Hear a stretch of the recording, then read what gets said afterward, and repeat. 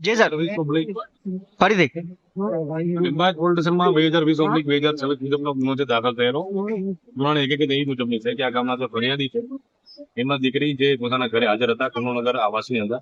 એ દરમિયાન વોટિંગનો દિવસ હોવાથી પૂરા પરિવાર વોટિંગ કરવા માટે ગયેલા. એ દરમિયાન દીકરી પોતાના ઘરે હાજર હોય એ દરમિયાન એમની બાજુમાં રહેતા આ ગામના જે આરોપી છે આરોપીનો સગીર વયનો જે દીકરો છે એને આ કામના જે ફરિયાદી છે એમની દીકરીની છેડતી કરેલી. જે બાબતે આ કામના જે ફરિયાદી છે એ અને એમનો પરિવાર જે આ કામના આરોપી છે એના ઘરે ગયેલા અને આ બાબતને ઠપકો આપેલો કે તમારા દીકરા દ્વારા અમારી દીકરીની છેડતી કરવામાં આવેલ છે.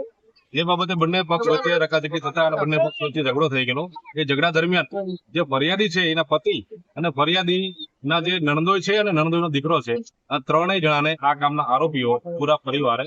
જે